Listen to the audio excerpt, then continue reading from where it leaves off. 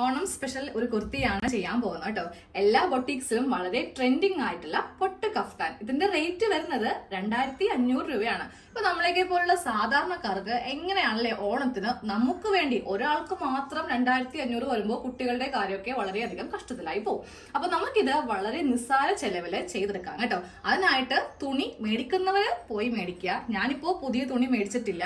ഇതെന്റെ ഹസ്ബൻഡിന്റെ മുണ്ടാണ്. പുള്ളി അങ്ങനെ അധികം ഉടുക്കാറില്ല. ഈ ഒരു തുണി വെച്ചിട്ടാണ് അവരും ഡിസൈൻ ചെയ്തിരിക്കുന്നത്. അവർ പഴയ മുണ്ടായിരിക്കില്ല എടുത്തത്, പുതിയ മുണ്ടായിരിക്കും. നമുക്ക് നമ്മുടെ കയ്യിലുള്ള ഈ ഒരു തുണി വെച്ചിട്ടൊന്ന് ഡിസൈൻ ചെയ്തെടുക്കാം. നേരെ ഇതിന്റെ അറ്റഭാഗം, അതായത് ആ ഒരു കര വരുന്ന ഭാഗമില്ലേ, താഴത്തെ ഈ ഭാഗം വെച്ചിട്ട് വേണം ഇതൊന്ന് ലെവല് ചെയ്യാൻ വേണ്ടിയിട്ട്. പിന്നെ നമുക്ക് 2 ഐറ്റംസും കൂടി വേണം.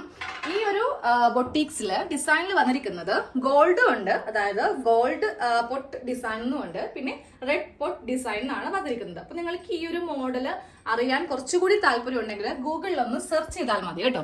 അപ്പോൾ ഞാൻ അതുകൊണ്ടിട്ട് 2 കളറും മേടിച്ചിട്ടുണ്ട്. ഇന്ന് ഞാൻ ഇതാണ് യൂസ് ചെയ്യാൻ പോകുന്നത്. പിന്നെ നിങ്ങളെ കാണിക്കാൻ വേണ്ടി മാത്രം ഗോൾഡ് എന്നും പറഞ്ഞിട്ട് ഒരു പെയിന്റും കൂടെ ഒന്ന് വാങ്ങിച്ചതേ ഉള്ളൂ. പിന്നെ വേണ്ടത് ഇതുപോലത്തെ ബ്രഷാണ് കേട്ടോ. നമുക്ക് ഈ വലിയ ബ്രഷും വേണം, ഈ ചെറിയ ബ്രഷും വേണം. ഇത് വെച്ചിട്ടാണ് നമ്മൾ ഇന്ന് ഇതൊന്ന് ഡിസൈൻ ചെയ്യാൻ പോകുന്നത്. ഇത് രണ്ടും മാറ്റി വെച്ചേക്കുക, പിന്നെ എപ്പോഴെങ്കിലും നമുക്ക് ഉപകാരപ്പെടും. താഴെ ഭാഗം ഇങ്ങനെ അങ്ങോട്ട് ഈ 2 കരയും ഒരേപോലെ ഇങ്ങനെ വരുത്തിക്കുകയും വേണം. 2 ആക്കി ഒന്ന് മടക്കി ഇടുകയും വേണം. ഇതാ കണ്ടില്ലേ, ഇങ്ങനെ അങ്ങോട്ട് മുണ്ട് നേരെ എടുത്തിട്ട് 2 ആക്കി ഒന്ന് മടക്കിയിടുക. അപ്പൊ നമുക്ക് ഈ ഒരു ഭാഗത്ത് 4 ഓപ്പൺ സൈഡ് ആണ് വരുന്നത് കേട്ടോ. അപ്പോൾ താഴെ ഭാഗം കറക്റ്റ് ലെവലല്ല. അതാ നോക്കിയേ, മുണ്ടിന്റെ ഈ അറ്റം തമ്മിൽ ഈ കര ഒരുമിച്ച് ഇങ്ങനെ വരുത്തിയപ്പോൾ കുറച്ച് ഡിഫറൻസ് താഴെയുണ്ട്. അപ്പോൾ ഞാൻ ഇവിടെ വെച്ചിട്ട് ഒന്ന് ലെവൽ ചെയ്യാൻ പോവാണ്. എന്നിട്ട് ഇവിടെ നിന്ന് വേണം മുകളിലേക്ക് നമുക്ക് വേണ്ട ലെങ്ത് ഒന്ന് മാർക്ക് ചെയ്ത് കൊടുക്കാൻ വേണ്ടിയിട്ട്. അപ്പോൾ ഇതുപോലത്തെ തുണി പുറത്ത് കിട്ടില്ല എന്നുണ്ടെങ്കിൽ സാധാരണ തുണി മേടിക്കുക. എന്നിട്ട് കസവ് നമുക്ക് താഴെ വെച്ച് കൊടുത്താലും മതി. നമുക്ക് വേണ്ട ലെങ്ത് കൊടുക്കാം. ഇപ്പൊ ഞാൻ കണ്ട ഈ ഒരു ഡിസൈനിലെ കഫ്താന് അത്യാവശ്യം നല്ല ലെങ്ത് ഉണ്ട് കേട്ടോ. അതായത് മുട്ടിന്ന് അത്യാവശ്യം താഴത്തേക്ക് നല്ല ലെങ്ത് കൊടുത്തിട്ടുണ്ട്. അപ്പൊ ഞാൻ ഇതില് ഒരു 44 ഇഞ്ച് ലെങ്ത്, അതിനെ കൂടെ ഒരു 1.5 ഇഞ്ച് തയ്യൽ തുമ്പും കൂടി കൊടുത്തിട്ട് 45.5 ഇങ്ങനെ ഒന്ന് മാർക്ക് ചെയ്തിട്ട് ഇവിടെ അങ്ങ് കട്ട് ചെയ്യാൻ പോവാം. നമ്മള് മുതിർന്ന ആൾക്കാർക്കുള്ള കഫ്താനാണ് കാണിക്കുന്നത് കേട്ടോ. കിഡ്സിന് വേണമെങ്കിലും ചെയ്യാം. അപ്പോൾ അവരുടെ അളവിലേക്ക് ചെയ്തേക്കാം.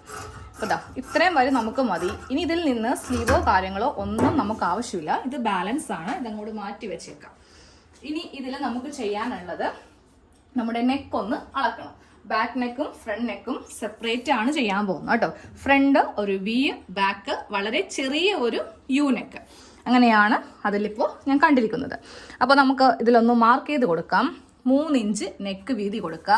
ഫ്രണ്ട് നെക്ക് അത്യാവശ്യം നല്ല ഡീപ്പ് ആക്കിയിട്ടുണ്ട്, അതായത് ലെങ്ത് നല്ലതുപോലെ കൊടുത്തിട്ടുണ്ട്. അപ്പോൾ ഞാനൊരു 5 ഇഞ്ച് ലെങ്ത് ഫ്രണ്ടിന് കൊടുക്കുന്നുണ്ട്. ബാക്കിൽ വെറും 1.5 മതി. വളരെ ചെറിയ ഒരു നെക്കാണ് ബാക്കിൽ കൊടുത്തിരിക്കുന്നത് കേട്ടോ. അപ്പോൾ ഇതുപോലെ ബാക്ക് നെക്ക് ഇതുപോലെ ഇങ്ങനെ ഒന്ന് മാർക്ക് ചെയ്ത് കൊടുക്കുക. അതൊന്ന് കട്ട് ചെയ്യണം. ഇനി ഫ്രണ്ട് നെക്ക് വി എന്ന് പറയുമ്പോൾ ഈ ഒരു മോഡൽ വി ആണ്. നമ്മളൊരു സ്ട്രെയിറ്റ് വി അല്ല, കണ്ടില്ലേ, സ്ട്രെയിറ്റ് വി ആണെങ്കിൽ ഇങ്ങനെ ഇരിക്കും.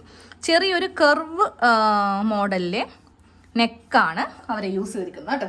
അപ്പോൾ ഇതും ഇങ്ങനെ ഒന്ന് കൊടുക്കുക. ലാസ്റ്റ് കട്ട് ചെയ്യാം. ഇനി നമുക്കിതിൽ കുറച്ച് മാർക്കിങ് മാത്രമേ ഉള്ളൂ. അതായത് നമ്മളുടെ ചെസ്റ്റിന്റെ ഭാഗത്ത് നിന്ന് ഒന്ന് ഷേപ്പ് ചെയ്തിട്ട് ആ ഒരു കഫ്താന്റെ ഷേപ്പ് ഒന്ന് കൊടുക്കാൻ വേണ്ടിയിട്ടാണ്. അപ്പോൾ ഞാനിപ്പോൾ ഈ മുണ്ടിന്റെ നല്ല വശമാണ് ഇട്ടിരിക്കുന്നത് കേട്ടോ. നമുക്ക് ഈ നല്ല വശത്താണ് മാർക്കിംഗ് എല്ലാം വരുന്നത്. അപ്പോൾ ഇനി ബാക്കിയുള്ള അളവ് എങ്ങനെയാണ് ചെയ്യേണ്ടതെന്ന് കാണിച്ചു തരാം. ആദ്യമേ നമ്മളുടെ ഷോൾഡർ ജസ്റ്റ് ഇങ്ങനെ ഒന്ന് മാർക്ക് ചെയ്താൽ മതി. അത് കഴിഞ്ഞിട്ട് ആം ഹോള് 6.5 മാർക്ക് ചെയ്യാം. നമുക്കിവിടെ നമ്മളുടെ ചെസ്റ്റ് അളവ്, എൻ്റെ ചെസ്റ്റ് അളവ് വരുന്നത് 9 ഇഞ്ചാണ് കേട്ടോ. ഇവിടെ ഇങ്ങനെ ഒരു മാർക്കിങ് ഞാൻ കൊടുത്തിട്ടുണ്ട്. ഓക്കെ, ഇതൊന്നും വേണ്ട, ഇതാണ് നമ്മുടെ അളവ്. ഇവിടെ നിന്ന് വേണം നമുക്കൊന്ന് ഷേപ്പ് ചെയ്ത് പോകാൻ. ഈ ഒരു കഫ്താന് നമ്മുടെ വേസ്റ്റിന്റെ ഭാഗത്ത് ഇലാസ്റ്റിക്കോ ഇല്ലെങ്കിൽ വള്ളിയോ ഒന്നും വെച്ച് കൊടുക്കുന്നില്ല. നമ്മളുടെ ബോഡി ഫിറ്റ് അനുസരിച്ചിട്ടാണ് ഈ കഫ്താൻ ഒന്ന് ചെയ്ത് പോയിരിക്കുന്നത്. ഇനി അത് കഴിയുമ്പോൾ നമുക്ക് ഷേപ്പ് ലെങ്ത് കൊടുക്കാം. അതിനുശേഷം ഷേപ്പിന് വിട്ട് കൊടുക്കാം. എനിക്ക് 7.5 ഇഞ്ചാണ് വരുന്നത്. അത് ഞാൻ ഇവിടെ ഇങ്ങനെ മാർക്ക് ചെയ്ത് കൊടുത്തു. അത് കഴിയുമ്പോൾ നമുക്ക് നമ്മളുടെ താഴത്തെ ഹിപ്പിന്റെ ലെങ്ത് കൊടുക്കുക. ഹിപ്പിന്റെ വണ്ണം കൊടുക്കുക.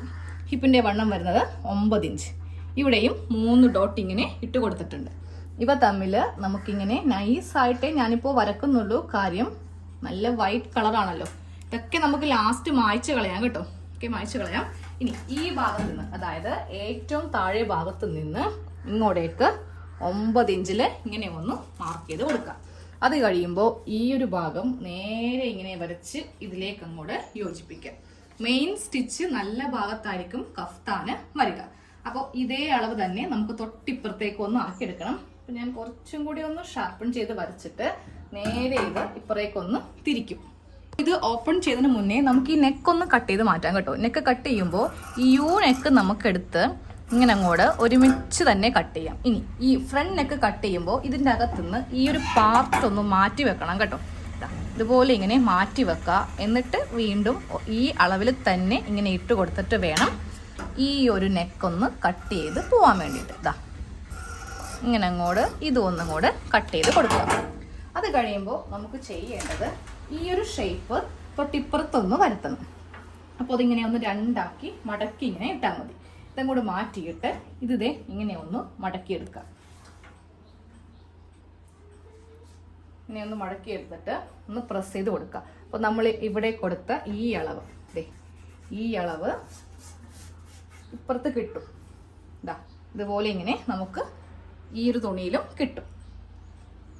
ഇപ്പറേ കിട്ടിയ അളവാണ് ഈ കാണുന്നത്. ഇതിൻ്റെ മീതെയും വെച്ചിട്ട് നമുക്ക് ഇങ്ങനെ അങ്ങോട്ടൊന്ന് വരച്ച് ഇത് ഒന്ന് യോജിപ്പിക്കാം. അപ്പോൾ നമ്മുടെ കഫ്താൻ്റെ മെയിൻ പാർട്ടാണ് ഈ കാണുന്നത്. ഇവിടെ ഇങ്ങനെ ഒന്ന് വെച്ചിട്ടുണ്ട്. നേരെ ഇത് ചെസ്റ്റിലേക്കും കൂടെ ഒന്ന് ഇങ്ങനെ അങ്ങോട്ട് കൊള്ളിക്കാം കേട്ടോ. ഇതാ കണ്ടില്ലേ, ഈ ഒരു ലൈൻ അതുപോലെ ഈ ഒരു ലൈൻ നമ്മുടെ ബോഡി ഷേപ്പാണ് ഈ കാണുന്നത്. സ്റ്റിച്ച് ചെയ്യുമ്പോൾ നിങ്ങൾക്ക് ഒന്നും കൂടെ മനസ്സിലാവും.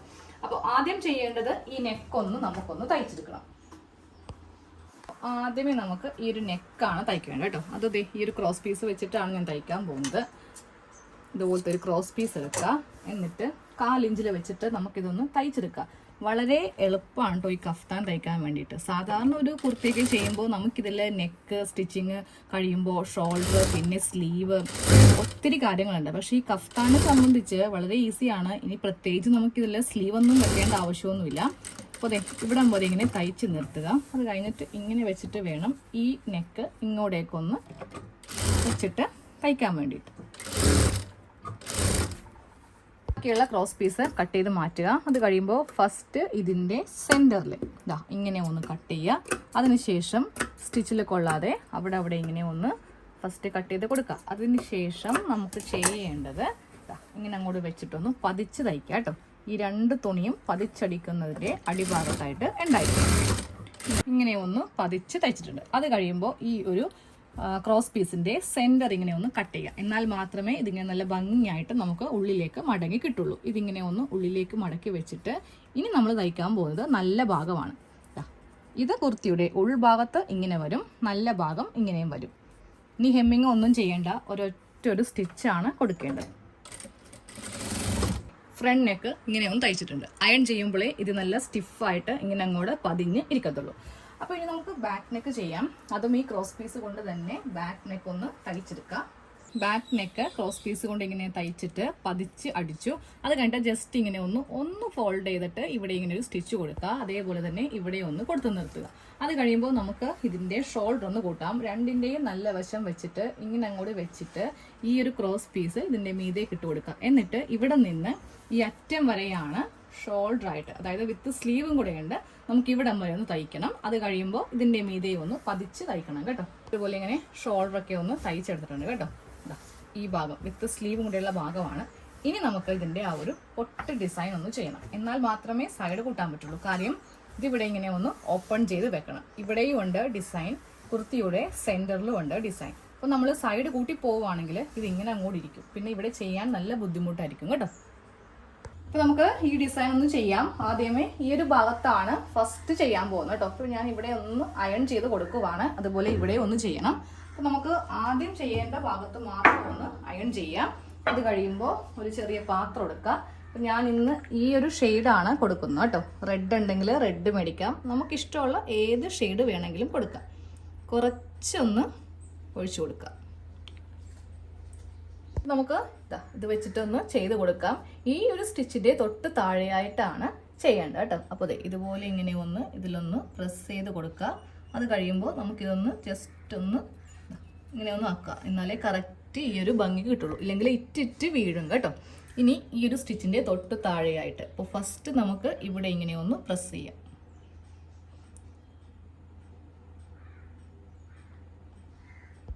ഇതാ ഫസ്റ്റ് ഇങ്ങനെ ഒന്ന് കൊടുത്തിട്ടുണ്ട്. അത് കഴിയുമ്പോഴും നമുക്ക് ജസ്റ്റ് പെയിൻ്റ് ഒന്ന് കൊടുക്കാം. കുറച്ച് ഡിസ്റ്റൻസ് വിട്ട് ഇതാ സെക്കൻഡ് കൊടുത്തു, തേർഡ് അറ്റം വരെ ചെയ്യാം. അപ്പോൾ അതെ അറ്റം വരെ ചെയ്തു. അപ്പം ഞാനിത് 2 ബൊട്ടീക്സിലെ ഡിസൈൻ കണ്ടു കേട്ടോ. അതിൽ ഒരു ബൊട്ടീക്കിൽ അവർ എംബ്രോയിഡറി ആണ് ചെയ്തിരിക്കുന്നത്. അങ്ങനെ വേണമെങ്കിലും ചെയ്യാം, പക്ഷെ എത്ര സമയം പിടിക്കും. പക്ഷേ വേറൊരു കണ്ടത് ഫാബ്രിക് പെയിന്റ് ആണ്, റെഡ്, മെറൂൺ, അത് നമുക്ക് ഇഷ്ടമുള്ള ഓറഞ്ചോ ഏത് കളർ വേണമെങ്കിലും ചൂസ് ചെയ്യാം കേട്ടോ. അപ്പോൾ ഇനി ഇതേപോലെ തന്നെ ഇവിടെയും ചെയ്യണം. പിന്നെ ഒരെണ്ണം നമുക്ക് ഈ സെന്ററിലും ഉണ്ട്. അപ്പോൾ സെന്ററിൽ നമുക്ക് ഇപ്പോൾ ചെയ്യാം. ഇത് കുറച്ചൊന്ന് ഉണങ്ങിയതിന് ശേഷം മാത്രമേ എനിക്ക് ഈ ഒരു ഭാഗത്തേക്ക് ചെയ്യാൻ വേണ്ടിയിട്ട് പറ്റുള്ളൂ. ഇനി ഈ സെന്ററിൽ ചെയ്യാൻ വേണ്ടിയിട്ട് നേരെ നമ്മുടെ നെക്കിന്റെ ഈ ഭാഗത്ത് നിന്ന് ഇങ്ങോട്ടേക്ക് ഒരു 6 ഇഞ്ച് കറക്റ്റ് സെന്റർ സ്പോട്ട് ആയിരിക്കണം കേട്ടോ. 6 ഇഞ്ചിൽ ഇങ്ങനെ ഒന്ന് ഞാനൊരു ഡോട്ട് കൊടുത്തിട്ടുണ്ട്. ഇനി ഏറ്റവും വലിയ സ്പോഞ്ച് എടുക്കാം. അതിലും നമുക്കിത് നന്നായിട്ടൊന്ന് പെയിന്റ് ഇങ്ങനെ ഒന്ന് മുക്കിയെടുക്കുക കേട്ടോ. എല്ലാ ഭാഗത്തും ആവണം, ഇല്ലെങ്കിൽ പിന്നെയും നമുക്ക് ചെയ്യേണ്ടി വരും. അതുപോലെ ഇങ്ങനെ ഒന്ന് മുക്കിയെടുക്കാം. അപ്പോൾ ഇതാ നല്ലതുപോലെ പെയിന്റ് ആക്കിയിട്ടുണ്ട്. ഇനി ഈ സെന്ററിൽ ഞാൻ എന്താ ഇങ്ങനെ അങ്ങോട്ടൊന്ന് നന്നായിട്ടൊന്ന് പ്രസ് ചെയ്ത് കൊടുക്കാം കേട്ടോ. ഒറ്റ ഒരു ആക്കൽ ഇതുപോലെ ഇങ്ങനെ നമുക്ക് കിട്ടും. ഇനി ചെറിയ ഡോട്ട് എന്താ ഇതുപോലെ ഡിസ്റ്റൻസിൽ ഇതിൻ്റെ ചുറ്റിനുമായിട്ട് നമുക്കിങ്ങനെ ഒന്ന് കൊടുക്കാം.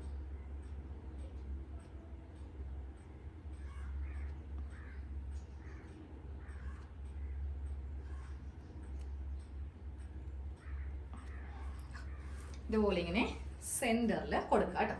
ഇനി ഇത് കഴിയുമ്പോൾ ഈ ഭാഗത്തും കൂടി ഒന്ന് ചെയ്യണം. അപ്പോൾ ജസ്റ്റ് നമ്മുടെ ഈ ഒരു പെയിന്റ് ഒന്ന് വലിയണം. ഉണങ്ങേണ്ട ആവശ്യമില്ല, ഒന്ന് വലിഞ്ഞാൽ മതി. അത് കഴിഞ്ഞിട്ട് വെയിലത്ത് നമുക്ക് വെക്കാം. പെട്ടെന്ന് ഉണങ്ങി കിട്ടാൻ വേണ്ടിയിട്ടേ നമുക്ക് ജസ്റ്റ് ഒന്ന് കുറച്ച് നേരം ഒന്ന് വെയിൽ കൊള്ളിക്കാം കേട്ടോ. അപ്പോൾ ഞാനൊന്ന് അഴയിൽ ക്ലിപ്പ് കുത്തി ഇങ്ങനെ ഒന്ന് ഇട്ടിരിക്കുക. അത് കഴിഞ്ഞിട്ട് നമുക്ക് മറ്റേ ഭാഗത്ത് ചെയ്യാം. അപ്പോൾ അതെ നമ്മുടെ പെയിന്റ് നന്നായിട്ട് ഉണങ്ങി വന്നിട്ടുണ്ട് കേട്ടോ. ഇതാ കണ്ടില്ലേ, ഇതുപോലെ ഇങ്ങനെ ഉണങ്ങി വന്നിട്ടുണ്ട്. ഞാനപ്പോൾ ഇപ്പറേ ഭാഗം ഒന്ന് ചെയ്ത് കൊടുത്തിട്ടുണ്ട്. ഇനി നേരെ വെക്കേണ്ടത് നമുക്ക് ഇതാ ഇങ്ങനെ ഒന്ന് നല്ല വശം ഇങ്ങനെ അങ്ങോട്ട് വെച്ച് കൊടുക്കാം. വെച്ച് കൊടുത്തിട്ട് കറക്റ്റ് ഈ ലെവലിലൊന്ന് തയ്ച്ച് എടുക്കണം. ഈ ലെവലെല്ലാം കറക്റ്റ് ആക്കിയിട്ട് തയ്ച്ചു കൊടുക്കുക. ഇത് വെള്ളമാണ് കേട്ടോ. ടേബിളിലൊക്കെ അത്യാവശ്യം നല്ല രീതിക്ക് പെയിന്റ് ആയിട്ടുണ്ടായിരുന്നു. അപ്പോൾ അത് തുടച്ചപ്പോൾ ഉള്ള വെള്ളമാണ് ഈ കാണുന്നത്, അല്ലാതെ വേറൊരു ഭാഗത്തും പെയിന്റ് ആയിട്ടില്ല. 2 ഭാഗവും ഒരുമിച്ച് വെച്ചിട്ട് ഇങ്ങനെ തയ്ക്കണം. അതിന് മുന്നേ നമുക്ക് ഇതിന്റെ താഴെ വശം ഒന്ന് മടക്കിയടിക്കാം. ഇതിനി പറ്റില്ല കേട്ടോ, ഇത് ആദ്യമേ തയ്ച്ചിട്ട് വേണം സൈഡ് അടിക്കാൻ. നമുക്ക് ദേ ഈ ഒരു ഡോട്ട് മുതൽ സ്റ്റിച്ച് സ്റ്റാർട്ട് ചെയ്യാം കേട്ടോ. താഴെ അടിച്ച് കഴിയുമ്പോൾ ഞാൻ ദേ ഇവിടം വരെ എത്തിയിട്ടുണ്ട്. താഴേക്ക് 2 ഭാഗവും കറക്റ്റ് ഇങ്ങനെ ലെവൽ വെച്ചിട്ട് ഇവിടെ കൊണ്ടുവന്ന് തയ്ച്ച് പൊട്ട് കഫ്താന്റെ ഫുൾ സ്റ്റിച്ച് കഴിഞ്ഞു കേട്ടോ. വളരെ ഈസിയാണ്, സാധാരണ ചെയ്യുന്ന പോലെയൊന്നുമല്ല. ഞാൻ ആദ്യമേ പറഞ്ഞു ഇതിൽ സ്ലീവ് കട്ടിങ്ങോ സ്ലീവ് വെക്കലോ തയ്ക്കലോ സൈഡ് സ്റ്റിച്ചിങ് ഒക്കെ വളരെ സിമ്പിൾ ആയിട്ട് നമുക്ക് ചെയ്യാൻ പറ്റിയതാണ്. അപ്പൊ ഈ ഓണത്തിന് നല്ല ഭംഗിയുള്ള ഒരു ഡിസൈൻ ആണിത്. അപ്പൊ എല്ലാവരും പറ്റുന്നവര് ചെയ്ത് നോക്കാം. മുണ്ടുണ്ടെങ്കിൽ അതെടുത്താൽ മതി, വേറെ പോയി ഒന്നും ഇനി പൈസ കളയേണ്ട ആവശ്യമൊന്നുമില്ല. പിന്നെന്താ, നമുക്ക് വേണമെങ്കിൽ ഇതിൽ എന്തെങ്കിലുമൊക്കെ ഗിൽറ്റോ ഇല്ലെങ്കിൽ സ്വീക്കൻസോ എന്തെങ്കിലും ഒട്ടിക്കണമെങ്കിൽ നിങ്ങളുടെ ഐഡിയ അനുസരിച്ചിട്ട് ചെയ്ത് കൊടുക്കാം. നല്ല ഭംഗിയായിരിക്കും കാണാൻ വേണ്ടിയിട്ട്. ഇതാ നമ്മുടെ ബോഡി ഫിറ്റ് ആണ് ഈ കാണുന്നത് കേട്ടോ. ഇതിന്റെ സെന്ററിൽ കൊണ്ട് ഇലാസ്റ്റിക് കാര്യങ്ങളൊന്നും വെച്ചിത് ബോറാക്കരുത്. ഇതുപോലെ തന്നെ ഇടുക. ഇനി ഇതിന്റെ അടിയിൽ ഒരു ലെഗിൻസോ സ്ട്രൈറ്റ് പാന്റോ എന്തെങ്കിലും നമുക്ക് ഇടുവാണെങ്കിൽ ഓണം നല്ല കളർഫുൾ ആവാം. ഒരു വെറൈറ്റി ഒക്കെ വേണ്ടേ അല്ലേ? അപ്പൊ ഒന്ന് ചെയ്തെടുക്കാം കേട്ടോ.